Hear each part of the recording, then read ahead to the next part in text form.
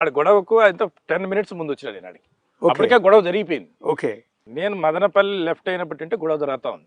ఇప్పుడు మీ మీద కేసులు పెట్టడం అంటే ఈ హెరాస్మెంట్ కావచ్చు, ఈ కేసులు పెట్టడం, భయపెట్టడం కావచ్చు, ఇదంతా కూడా మీరు టీడీపీ అభ్యర్థిగా ఈసారి బరిలో దిగబోతున్నారు, కంటెస్టెడ్ క్యాండిడేట్ అన్న ప్రచారం వచ్చినప్పటి నుంచే బిఫోర్ కూడా ఉందా? వచ్చినప్పటి నుంచే.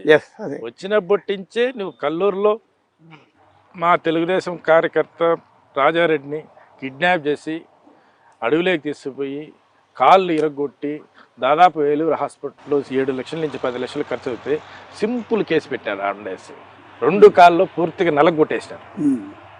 సో నేను ఆ రోజు కల్లూరు నాకు ఇన్ఛార్జ్ చేస్తాను. ఫస్ట్లో కల్లూరు ధర్నా చేస్తే 100 మంది పోలీసులు పెట్టి లాఠీ చార్జ్ అడ్డుకొని కొట్టిరి.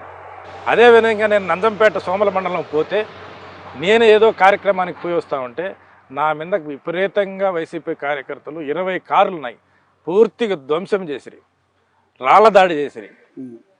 అంటే ఒక్కొక్క ఇష్యూ పాదయాత్ర చేస్తా ఉంటే లోకేష్ బాబును దాన్ని అడ్డుకుంటారు. 100 రోజులు మలిరాజు పాదయాత్ర అని చెప్పి నేను సోమల పోతా అంటే నన్ను అడ్డుకొని విపరీతంగా పోలీసులు లాఠీ చార్జ్ చేసి ప్రతి ఒక్కటి కార్యక్రమం ఎక్కడ వెళ్ళినా ఎక్కడ పోయినా దాడులు, పోలీసులు అడ్డం పెట్టుకోవడం, వైసీపీ కార్యకర్తలు దాడి చేయడం, దానికి పోలీసు వాళ్ళు వంతుబాటు.